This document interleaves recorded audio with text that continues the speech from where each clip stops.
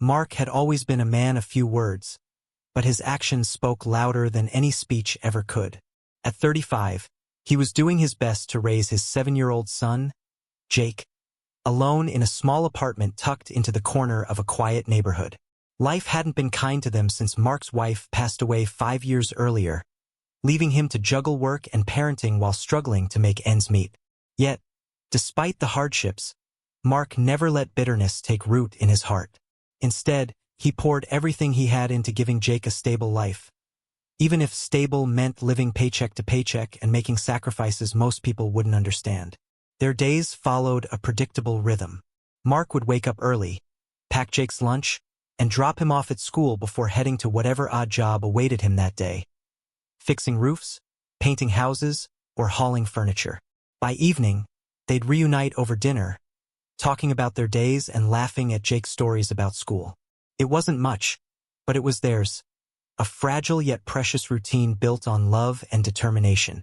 One chilly October evening, as Mark drove home from a long day of moving boxes for a client, something unusual caught his eye near the edge of town. A crowd had gathered outside a modest 2-story house, their voices raised in heated argument. Curious, Mark slowed his truck and parked a short distance away. As he approached on foot, the scene unfolded before him like something out of a nightmare. A young woman stood trembling in the driveway, clutching 2 frightened little girls close to her side. Her face bore fresh bruises, and tears streamed down her cheeks as she pleaded with a group of stern-looking men and women who towered over her.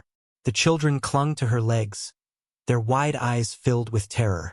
"Get out of our house," one of the men barked, shoving a suitcase toward her feet. "You're not welcome here anymore." The woman shook her head desperately. "Please, this is my home too. My daughters need." "Your daughters are cursed." Another voice cut in, this one belonging to an older woman whose glare could freeze fire. "No sons, no blessings. You bring shame to this family." Mark felt anger rise in his chest like a storm. He didn't know who these people were or what had happened, but he couldn't stand by and watch someone be treated this way, not when they were so clearly vulnerable. Taking a deep breath, he stepped forward, his boots crunching against the gravel driveway. "What's going on here?" he demanded, his tone firm but calm. The crowd turned to look at him, surprise flickering across their faces. One of the men sneered, "Mind your own business, stranger." "This is my business," Mark shot back, stepping closer. "Nobody deserves to be treated like this." The woman glanced at him, her expression a mix of fear and gratitude. Before anyone could argue further, Mark bent down to pick up the suitcase and handed it to her gently. "Come on," he said softly. "Let's get you somewhere safe." She hesitated, glancing nervously at the hostile crowd. But when one of the men lunged forward as if to grab the suitcase back, Mark stepped between them, shielding her with his body. "Back off," he warned, his voice low and steady. "Leave her alone." After a tense moment, the crowd relented, muttering curses under their breath as they retreated inside the house. The woman exhaled shakily, clutching her daughters tighter. "Thank you," she whispered, her voice barely audible. "No thanks needed," Mark replied. "Just tell me where we can go to sort this out." She shook her head again, tears streaming freely now. "There's nowhere. They took everything." Mark's jaw tightened. Whatever had happened here, it was bad, and these 3 needed help immediately. Without hesitation, he made a decision. "Then you'll come with me," he said firmly. "My place isn't big, but it's warm and it's safe. That's all that matters right now." For a moment, she looked like she might protest. Then, overwhelmed by exhaustion and relief, she nodded. "Okay," she murmured. "Thank you." As they loaded into Mark's truck, the twin girls huddled together in the back seat beside Jake, who watched them curiously but said nothing. Mark glanced at the woman sitting beside him, her hands trembling on her lap. She introduced herself quietly. "I'm Sarah." "I'm Mark," he replied, offering a small smile. "And don't worry, we'll figure this out together." Little did either of them know, this act of kindness would set off a chain reaction neither could have imagined. A miracle born from tragedy, waiting just around the corner. The next few days were a whirlwind of adjustments for everyone involved. Mark's small apartment, already cozy for him and Jake, now felt downright cramped with 4 additional people sharing the space. But despite the tight quarters, there was an unspoken understanding among them. They were all doing the best they could under difficult circumstances. Sarah tried to keep her gratitude in check, knowing how much Mark had sacrificed by taking them in. She spent her days tidying up after meals, folding laundry, and helping the children settle into their temporary home. Still, the weight of everything she'd lost lingered heavily on her shoulders. Her late husband's family hadn't just cast her out. They'd stripped her of her dignity, her sense of belonging, and any hope of financial security. Every time she thought about it, she felt like she was drowning again. Mark noticed her quiet moments of despair. The way she stared blankly at the wall or flinched whenever someone knocked on the door. He didn't push her to talk but made sure she knew he was there if she needed him. One evening, as they cleaned up after dinner, he handed her a cup of tea and said simply, "You're safe here, Sarah. No one's going to hurt you." Her eyes filled with tears, but she nodded gratefully.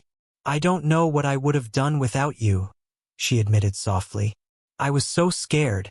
I still am." "You don't have to be scared anymore," Mark replied.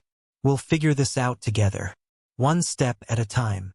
The twins, Emily and Emma, struggled in their own way. At 6 years old, they didn't fully understand why they'd been forced to leave their home or why their uncle and grandmother had yelled at their mom. All they knew was that their dad wasn't coming back, and their world had turned upside down. They clung to each other constantly, speaking in hushed whispers and flinching at loud noises. Jake, ever the curious and protective older brother, took it upon himself to make them feel welcome. On their second night in the apartment, he dragged his favorite board game into the living room and plopped down beside them. "Wanna play?" he asked, flashing a toothy grin. The twins exchanged hesitant glances before nodding shyly. As the game unfolded, laughter bubbled up from the trio, a sound that brought both relief and heartache to Sarah and Mark. For the first time since losing her husband, Sarah saw her daughter's smile genuinely. And for Mark, watching Jake embrace the role of big brother reaffirmed his belief that kindness could bridge even the widest gaps. Over time, small acts of kindness began to mend the cracks in their fragile lives. Mark fixed broken toys for the twins, taught Sarah how to budget using coupons, and reassured her repeatedly that she wasn't a burden. In return, Sarah cooked hearty meals, mended clothes, and helped Jake with his homework when Mark worked late shifts. Their routines slowly merged, creating a rhythm that felt almost natural. Mornings started with Sarah brewing coffee while Mark packed lunches for the kids. Afternoons were filled with school runs, grocery trips, and impromptu games of hide and seek in the tiny apartment. Evenings ended with everyone gathered around the table, sharing stories and laughter over mismatched plates and chipped mugs.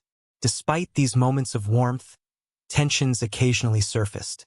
Jake sometimes grew jealous of the attention the twins received, snapping at them during arguments or sulking when Mark praised their progress. But Mark handled it gently, pulling Jake aside one evening to explain. "They've been through something really scary, buddy," he said, kneeling to meet his son's gaze. "They need us right now to show them what family feels like. Can you help me do that?" Jake mulled it over, then nodded solemnly. "Yeah, Dad, I can try." From that point on, Jake became fiercely protective of the twins, defending them against bullies at school and teaching them silly handshakes to cheer them up. His acceptance marked a turning point, not just for the girls, but for the entire household. Not everyone approved of Mark's decision to take in Sarah and her daughters.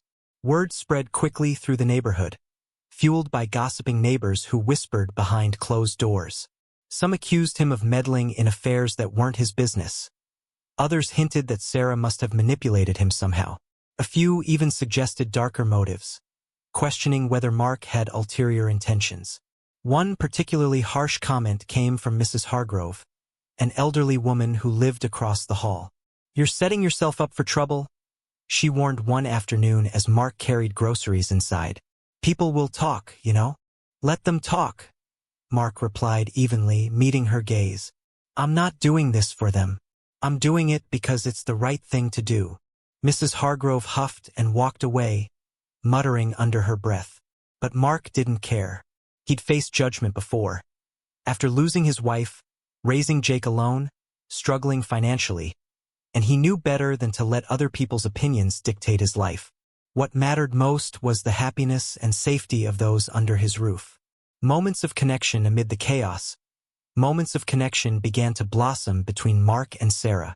Late at night, after the children were asleep, they often found themselves sitting at the kitchen table, sipping tea and talking quietly. Sarah shared fragments of her past, the love she'd felt for her husband, the years of subtle mistreatment by his family, and the crushing loneliness she'd endured since his death. "I never thought I'd survive this," she confessed one evening, her voice trembling. "But seeing my girls laugh again, it gives me hope." "You're stronger than you think," Mark said earnestly. "And you're not alone anymore. We're in this together." Sarah smiled faintly, her eyes glistening with unshed tears. "Thank you, Mark, for everything." Their conversations grew longer and more intimate, revealing layers of vulnerability neither had expected. Mark opened up about his own struggles, how hard it had been to raise Jake alone, how much he missed his wife, and how finding purpose in helping others had kept him grounded. Slowly but surely, their friendship deepened, laying the foundation for something neither dared to name yet. Meanwhile, the twins began calling Mark Dad, without realizing it. The first time it happened, Mark froze, unsure how to respond. But when he saw the trust in their wide eyes, he realized it wasn't a mistake. It was a gift. From that day on, he embraced the title wholeheartedly, knowing it represented the love and stability they desperately needed. As weeks turned into months, the makeshift family began to settle into a rhythm that felt less temporary and more permanent. The apartment, though still cramped, became a sanctuary filled with laughter, shared meals, and quiet moments of connection.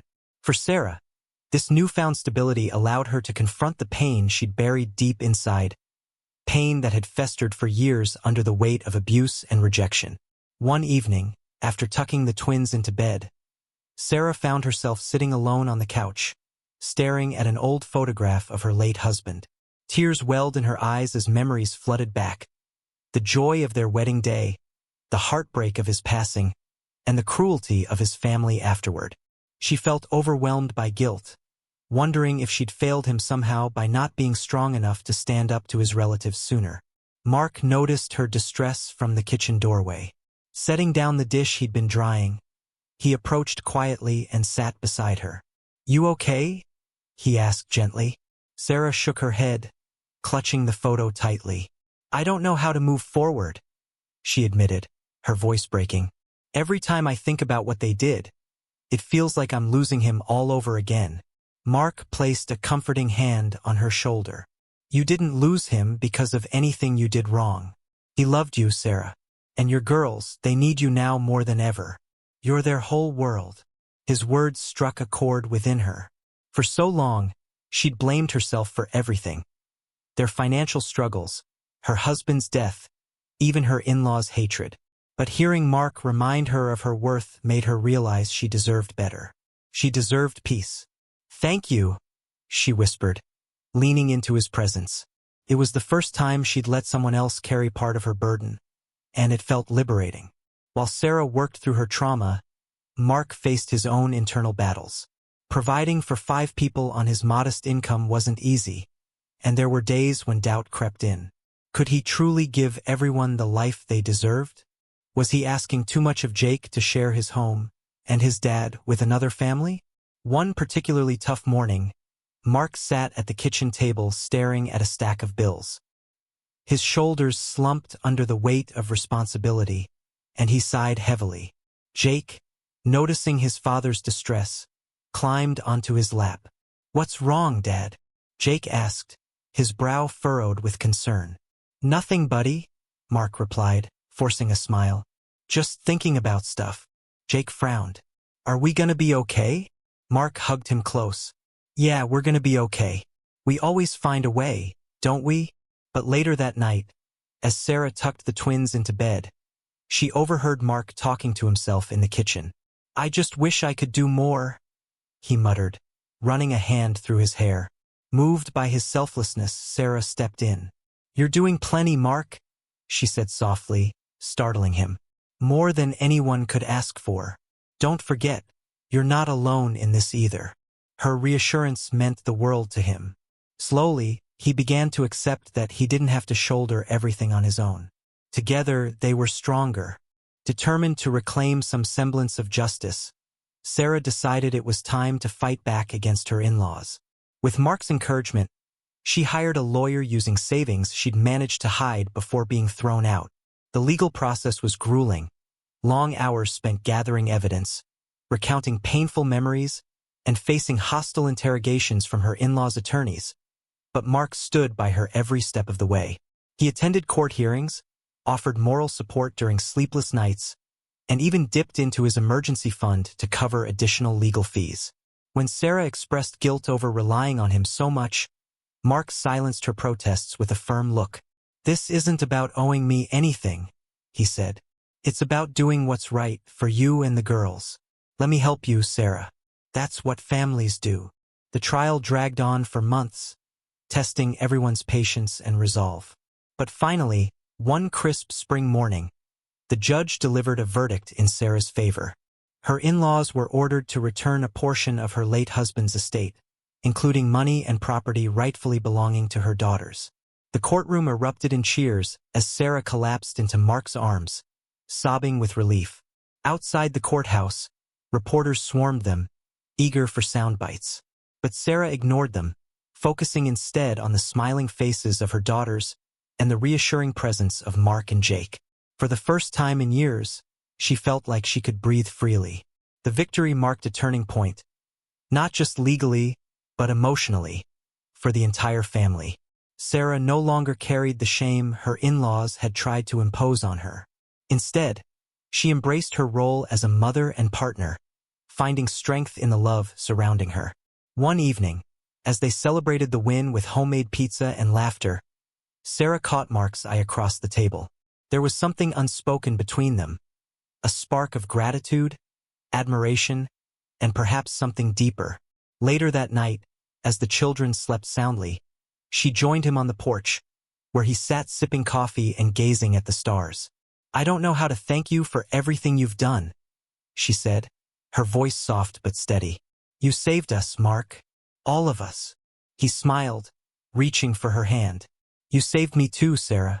Before you came into our lives, I was just surviving. Now, I feel like I'm living again. Their fingers intertwined, and for the first time, neither pulled away. In that moment, surrounded by the quiet hum of crickets and the distant glow of streetlights, they both knew their relationship had shifted. What started as compassion had grown into something far greater, a bond rooted in trust, respect, and love. As the days following the court victory unfolded, the atmosphere in Mark's small apartment shifted subtly but unmistakably. The weight of fear and uncertainty that had hung over Sarah for so long began to lift, replaced by a sense of hope and renewal. With the financial settlement secured, she finally felt like she could breathe freely again, not just for herself, but for her daughters. For the first time since her husband's passing, she allowed herself to dream about a future where they wouldn't have to struggle or feel afraid. Mark noticed the change in her immediately. Her steps were lighter, her smile more frequent, and there was a newfound confidence in the way she carried herself. It wasn't just the legal win that had transformed her. It was the realization that she wasn't alone anymore. She had people who cared deeply about her and her girls, starting with Mark and Jake.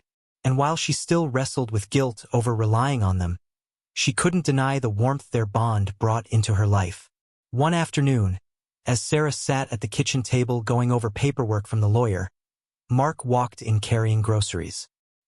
He set the bags down and glanced at her, noticing the faint frown creasing her forehead. Everything okay? He asked, leaning against the counter. She looked up, startled out of her thoughts. Yeah, I'm just trying to figure out what to do next, she admitted. The money helps, but it doesn't fix everything. You don't have to figure it all out right now, Mark replied gently. Take your time. We're here for you no matter what. His words lingered in her mind long after he left the room.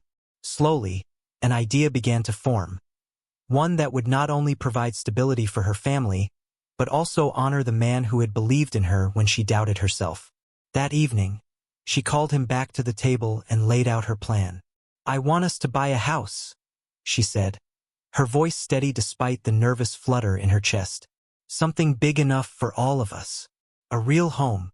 Mark blinked, caught off guard. "Are you sure? That's a huge step." "I know," she said quickly, meeting his gaze. "But think about it, we've already built a life together. Why not make it official? This isn't just about me and the girls anymore. It's about all of us." For a moment, Mark didn't respond. The thought of moving forward, of committing fully to this blended family, was both exhilarating and terrifying. But deep down, he knew she was right. They'd already crossed so many boundaries.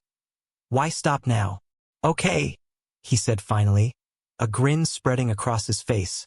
"Let's do it." Finding the perfect house took weeks of searching, but when they finally stumbled upon a modest yet charming two-story home nestled on the edge of town, it felt like fate. The backyard was spacious enough for the kids to play. The kitchen was bright and welcoming, and there were plenty of bedrooms for everyone to have their own space. As they stood in the empty living room imagining what it could become, Sarah turned to Mark with tears in her eyes. "This is it," she whispered. "This is where we start over." Moving day was chaotic but joyful. The twins squealed with excitement as they explored their new rooms, claiming corners for their toys and books. Jake proudly declared himself the official furniture arranger and spent hours helping Mark haul boxes inside. Even Sarah, exhausted from unpacking, couldn't stop smiling as she watched the scene unfold. That night, after the kids had fallen asleep surrounded by half-unpacked boxes, Mark and Sarah sat together on the front porch, sipping tea and soaking in the quiet. The air smelled of fresh paint and possibility, and for the first time in years, neither of them felt weighed down by the past.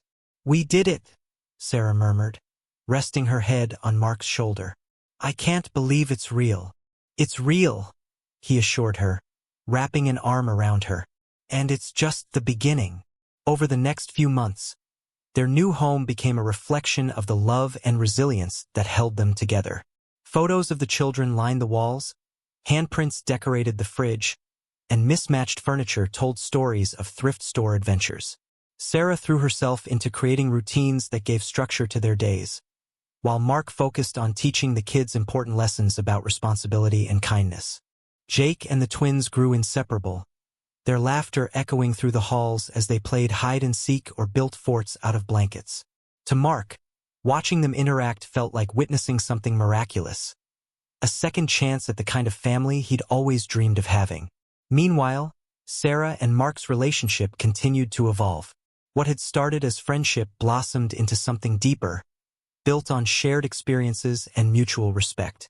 One evening, after tucking the kids into bed, they found themselves sitting close on the couch, their hands brushing accidentally. Neither pulled away. "I've been thinking," Sarah said softly, breaking the silence, "about how much you've done for us. You didn't just give us a place to stay, you gave us a home. And I don't know how to repay that." "You don't have to repay anything," Mark replied, his voice thick with emotion. "Because somewhere along the way you gave me something too. You reminded me what it means to love someone selflessly, to build a family not out of obligation, but because it feels right." Tears welled in Sarah's eyes as she leaned closer, her heart pounding. "Then maybe we should keep building it together," she whispered before kissing him gently. It was a moment neither of them had planned, yet it felt inevitable. From that night on, their connection deepened further, solidifying the foundation of the family they'd created. By the end of the year, the transformation was undeniable. The scars of their pasts hadn't disappeared entirely, but they no longer defined them. Instead, they served as reminders of how far they'd come and how much stronger they were together. Neighbors who had once criticized Mark's decision to take in Sarah and her daughters now admired the unconventional yet loving dynamic they'd built. Even Mrs. Hargrove softened slightly, remarking one day, "Well, I suppose love has a funny way of finding its place." On Christmas morning, As the children tore open presents and shrieked with delight, Mark stood back and watched, his heart swelling with gratitude. Sarah joined him, slipping her hand into his. "Thank you," she said simply, her eyes shining, "for believing in us when no one else did." He squeezed her hand tightly. "Thank you for letting me be part of this miracle." And as snowflakes drifted lazily outside, filling the world with quiet magic, Mark realized something profound. Sometimes, the greatest blessings arrive unexpectedly, disguised as acts of kindness. All it takes is courage to reach out, and faith that love will find its way. As the months turned into a year, life in the new house settled into a rhythm that felt both comforting and extraordinary. The children thrived under the care of two loving parents who worked tirelessly to ensure they felt safe, valued, and loved. Jake embraced his role as the older brother, often taking the twins under his wing during school projects or neighborhood adventures. Emily and Emma, in turn, adored him fiercely, calling him their hero whenever he helped them conquer fears. Whether it was climbing a tree or standing up to bullies at school, Sarah poured her energy into creating traditions that blended the best of both families. Sundays became special days reserved for baking cookies, playing board games, and sharing stories about their week. Holidays were celebrated with homemade decorations and meals prepared together, each dish carrying memories of past celebrations. Even simple routines, like bedtime stories or weekend picnics in the backyard, took on a deeper significance because they were shared. Mark watched all of this unfold with a sense of awe. He'd spent years wondering if he'd ever find joy again after losing his wife. But now he realized that happiness didn't have to look the same as it did before. Could evolve, grow, and take on new forms just like their family had. Every laugh, every hug, every quiet moment of connection reminded him that love wasn't finite. It expanded to include everyone willing to embrace it. One crisp autumn morning, as golden leaves swirled in the wind, Mark stood on the porch watching the kids chase each other through the yard. Sarah joined him, handing him a mug of steaming coffee. They stood side by side in comfortable silence, soaking in the beauty of the moment. "You know," Sarah said after a while, her voice soft, "I used to think miracles only happened in fairy tales, but now, I see them everywhere."